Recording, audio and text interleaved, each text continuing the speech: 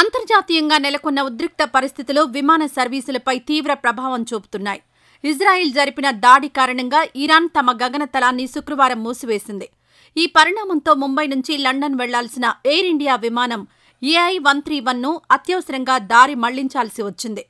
అలాగే మొత్తం 16 విమానాలను ఎయిర్ ఇండియా దారి మళ్లించడమో, వెనక్కి పిలిపించడమో చేసినట్టు సమాచారం. షెడ్యూల్ ప్రకారం నేడు ముంబైలోని ఛత్రపతి శివాజీ మహారాజ్ అంతర్జాతీయ విమానాశ్రయం నుంచి లండన్లోని హీత్రూ విమానాశ్రయానికి బయలుదేరిన ఎయిర్ ఇండియా విమానం సాధారణంగా ఇరాన్ గగనతలం మీదుగా ప్రయాణిస్తుంది. అయితే ఇజ్రాయెల్ జరిపిన సైనిక చర్య నేపథ్యంలో ఇరాన్ ప్రభుత్వం అప్రమత్తమైంది. ముందు జాగ్రత్త చర్యగా తమ దేశ గగనతలాన్ని తాత్కాలికంగా మూసివేస్తున్నట్టు ప్రకటించింది.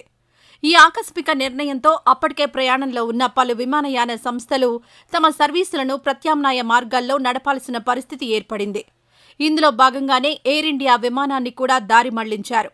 ఈ ఘటన కారణంగా ప్రయాణికులు తమ గమ్యస్థానాలకు చేరడంలో కొంత ఆలస్యం జరగనుంది. ఈ సంఘటనకు సంబంధించి మరిన్ని వివరాలు తెలియాల్సి ఉంది. ఇరాన్ గగనతలం ఎప్పటి వరకు మూసి ఉంటుందనే దానిపై ఇంకా స్పష్టత రాలేదు. ప్రస్తుతానికి విమానయాన సంస్థలు ప్రత్యామ్నాయ మార్గాల ద్వారా సర్వీసులను నడిపేందుకు ఏర్పాట్లు చేస్తున్నాయి. అంతర్జాతీయంగా నెలకొన్న ఉద్రిక్తతలు తగ్గుముఖం పట్టి పరిస్థితులు చక్కబడే వరకు విమాన ప్రయాణాలపై ఈ ప్రభావం కొనసాగే అవకాశం ఉందని విశ్లేషకులు భావిస్తున్నారు.